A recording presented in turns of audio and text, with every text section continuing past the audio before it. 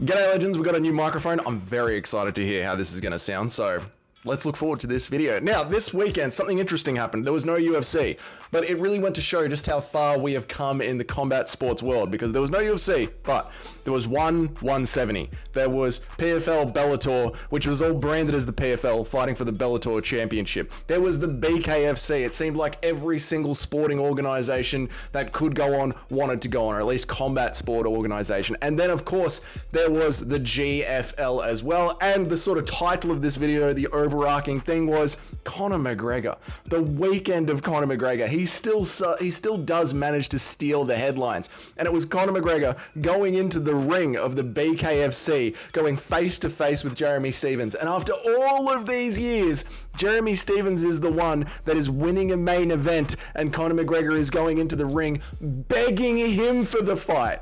Conor's begging little heathen for the fight. What a weekend, man. Let us unpack it all.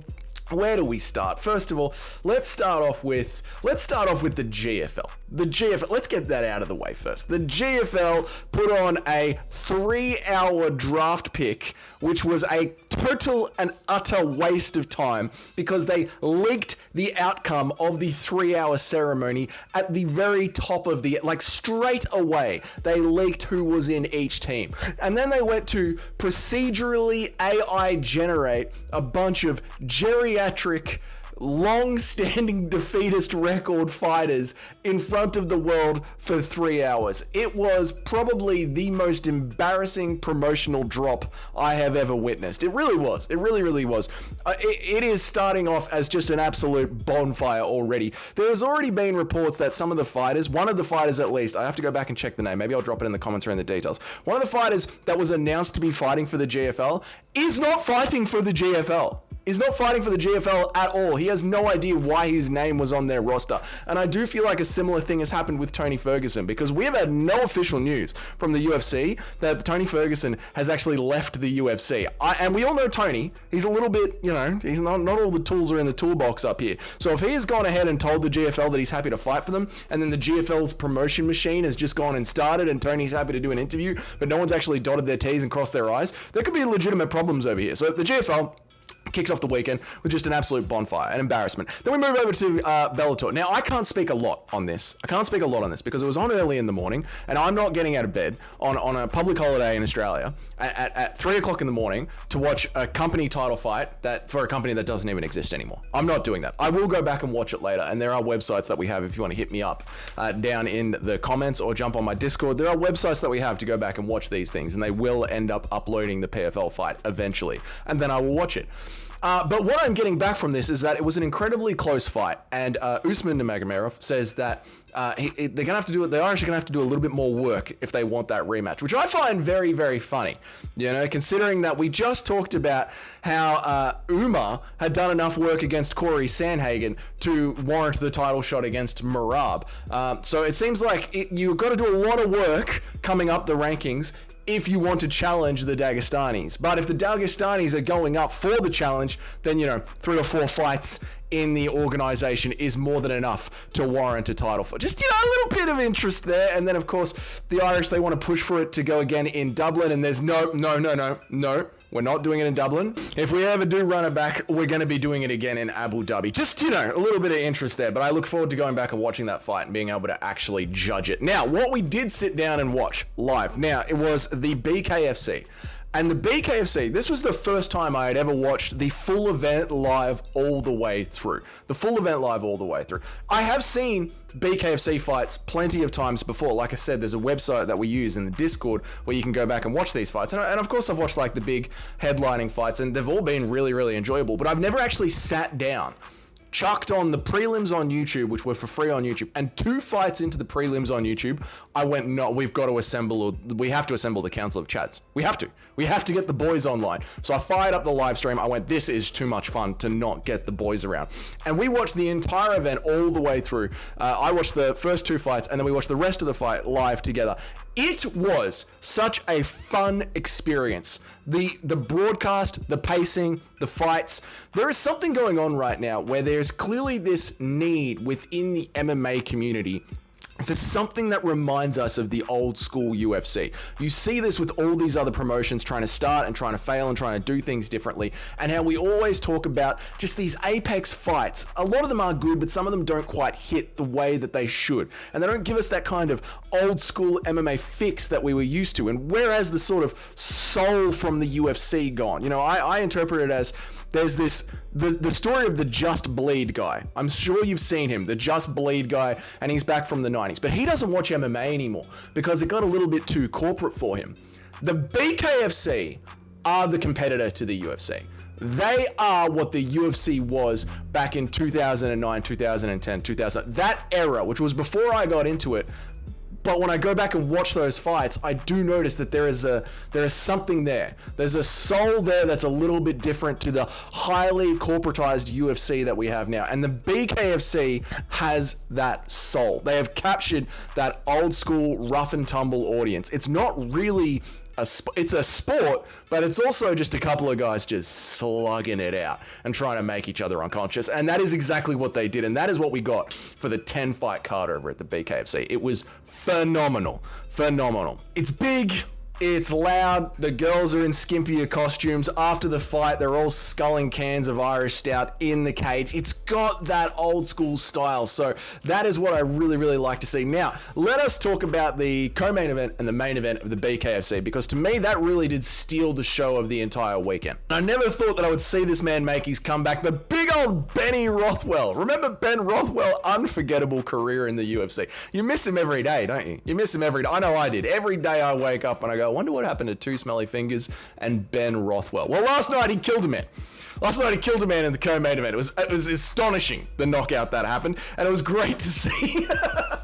I laughed because the chat was laughing at me because I completely blanked on Ben Rothwell. I completely forgot about him. Listen, I'm not going to remember every single blob that makes their way through the rankings of the UFC heavyweight division, even if they do make their way into the top 5 or the top 6, or however far Rothwell go. They're these blobs of human beings that come in, they get knocked out, and then they just sort of disappear into the background and life moves on and you don't remember them. But there is something that happened here where these ex-fighters of the UFC could come back and make a decent career for themselves. Not in the GFL, that embarrassing organization, but in a organization that still has the heart and soul of what combat sports in America in the West used to be.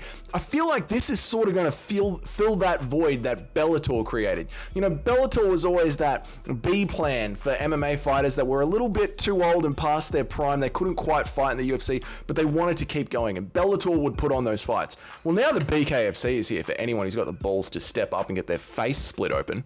And big Benny Rothwell, that big, hairy, beautiful bastard, went and stole the show. I mean, look at him there. Look at this photo, mate. He's bloody glorious. So I'm very much looking forward to him. They are going to be putting him in their baddest man on the planet competition, which is going to be this Grand Prix for $50 million at the end of it. And good luck to anyone that's going against this hunk of meat and $50 million.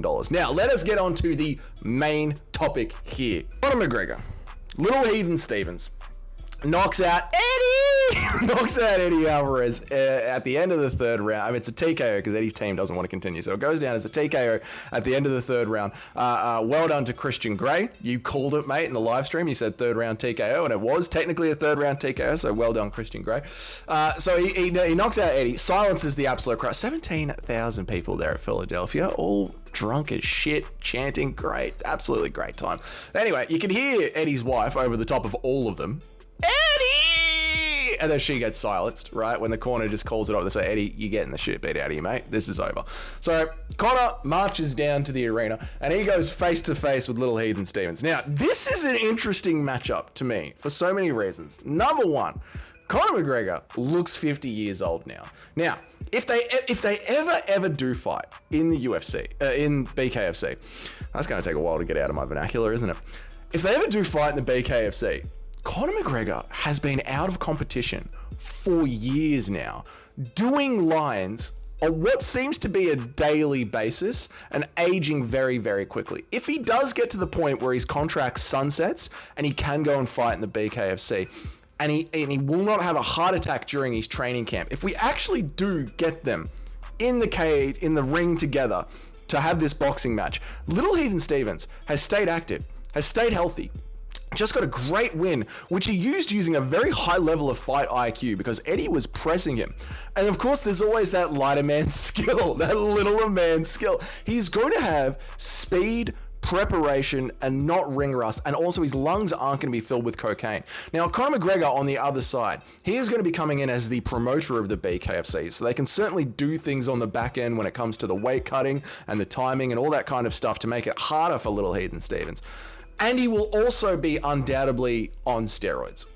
So it all matters on what weight class is this fight going to happen. And even if Conor is the bigger man, if Jeremy Stevens can find his way in underneath Conor McGregor's guard and light him up on the body, because it does seem to be the body shots over at BKFC seem to be doing a lot more damage than they would otherwise in other combat sports. I don't know if it's because we have the unwrapped knuckles and they're almost darting into the body like little knives, and that's really making these fighters feel the body shots more, but it does seem like the body shots are landing harder. And I could just see Stevens being a little bit faster, a little bit crisper, a little bit sneakier. He's got a little bit more crafty vet in him, you know, and getting it done over Conor McGregor if it does happen. And just to see the contrast of what has happened over the last 10 years of MMA, you got little Stevens, there he is, winning a main event, and you've got Conor McGregor looking old, no one really cares what he does anymore, and now he's begging Jeremy for the fight. Very, very strange. And then you've got all these other old athletes just putting together something at the GFL, just trying to cling on to relevance. Like the GFL said themselves, why not go back to Mount Rushmore again and again and again and again? Well, because eventually these guys are just too old to even bother with. They can't even do a real walkout. You have to CGI a walkout for them. That is how old they are. And you expect them to be able to fight competitively in an MMA match. It's embarrassing. It's embarrassing.